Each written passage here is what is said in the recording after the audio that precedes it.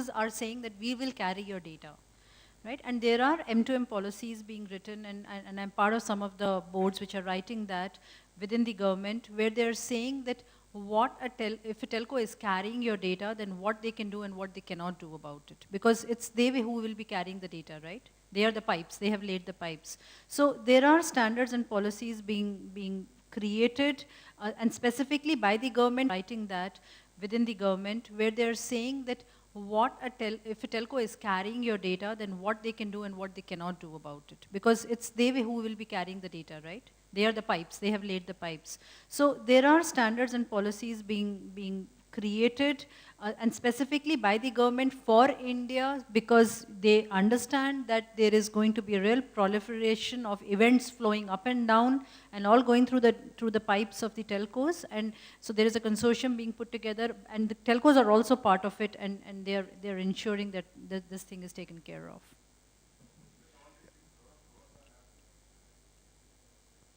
Yes. Yeah, so internet frauds is different than IoT frauds. Like, let's not confuse, right? Everything under the sun is not IoT.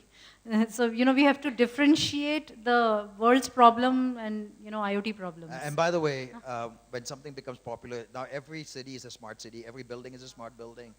I've seen more smart terms in India in the last 6 months than there are smart people, actually. And we know we have a lot of smart people in India. Yeah, this question is maybe for Anil, but open to the rest of the panel. Today we're seeing new cities, Naya, Raichur. We're talking about Vizag, we're talking about Ahmedabad being new smart cities. My question is really about perhaps the villages which lack any smarts today, and then the cities we're in today, the metropolitans. I don't want to say dumb cities, but they need to be smarter. So will we see the villages and the metropolitan cities of today become smart in our lifetime?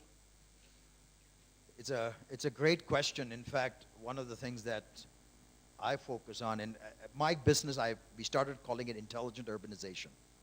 And one of the bureaucrats says, so what were we doing, stupid urbanization till now? And I'm like, oh, okay.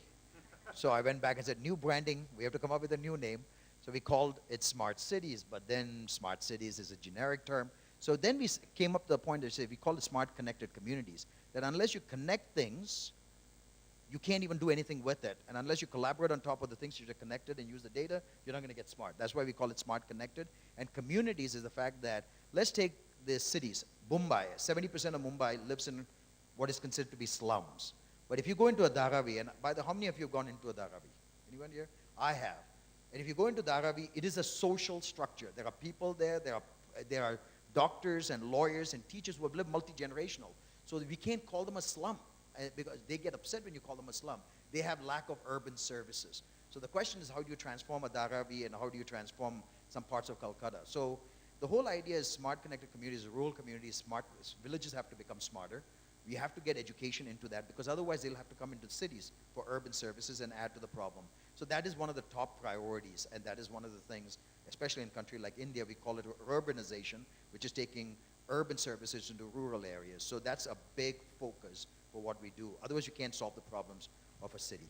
So that's one. And in our lifetime, depends how long you intend to live. My suspicion will get smarter in our lifetime. I would suspect so. We always criticize in India, and people have asked me after coming back to India after 30 years, how are things in India? And I always say, compared to what? Yeah, there are mosquitoes here and they bite me every day, but I at least get to watch Super Bowl live, which I could never have thought about some time back. So things are happening in the margins, we don't pay attention to it. So it will be better and smarter in our lifetime, but will it be actually that great? And it's never going to be the greatness that we all expect to. Anyone wants to add to that? So, just to underline what Anil said, I think smart cities is kind of a misnomer. It's smarter is really what you got to focus on, and what is smarter is really based on the context of the area where you live. If it's infrastructure, if it's connecting government services, that's the right way to focus. Certainly when we look at the IEEE initiative, different jurisdictions have a different kind of cut at it.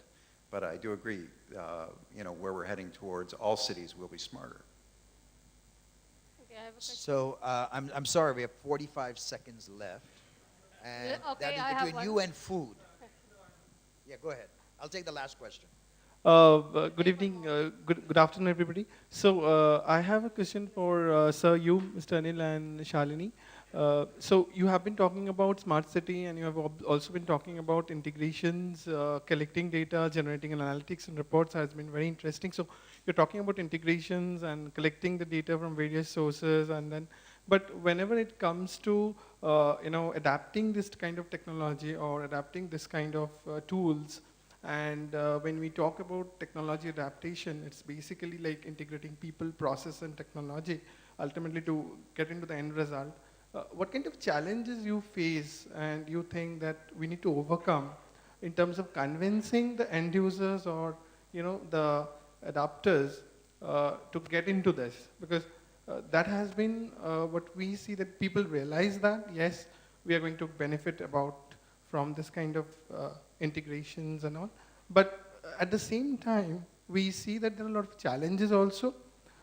Particularly, people are not convinced, or maybe they are trying to raise so many questions. So if you could shed light on that front. Well, that that's a question.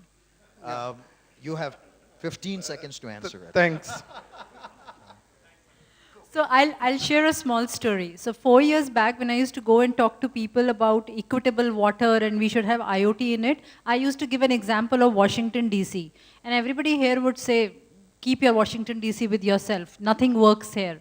And then we approached Bangalore Water Supply, BWSB, and we went to them and we actually understood and spent a lot of time to understand their challenges as to why there is a water problem in Bangalore.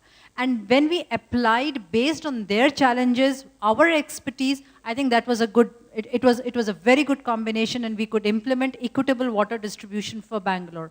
Now that is important, that we study the actual systems and change ourselves. If we apply the same model which is applied in Washington, DC, it just doesn't work here. So there has to be a time spent in understanding. You might use the same software tools. Let's not bother about those. But the main issue and the right application of that and solving of that issue, and then creating dashboards which suits the bureaucrats here, not specifically the mayor of Washington.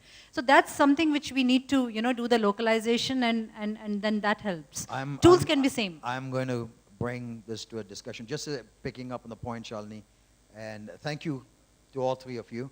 And Shalini talked about, and I think it's an important one, how do we solve it? The point about problems connecting to technology. It cannot be technology chasing a problem in many ways. But I'll end by just saying, as long as humankind, going back to your point about when will life get better, maybe the first invention of humankind was the fire. I think someone might debate that, but the fire was the first invention. The second and the third, no one knows quite sure, but I'm going to say the second was the wheel. And if you think about the wheel, it started with the stone, and then it evolved over time and generation into steel wheel, rubber wheel. You have different kinds of wheels. And men and women and people traveled, and when they traveled, they had different trunks. So therein is the whole idea. Too many innovations are going parallelly without integrating. So we know solutions are there for healthcare, but they are not talking to the IT people. We know there are solutions for bags. They had carpet bags. They put multiple things. But it's only in the last 20 years that somebody said, let's put a wheel on a luggage. These two industries evolved over 1,000 years without ever talking to each other, but once you put wheels on the luggage, does anybody buy a luggage without wheels, or even a briefcase without wheels? So therein is the whole idea. Too many innovations are going parallelly without integrating. So we know solutions are there for healthcare, but they are not talking to the IT.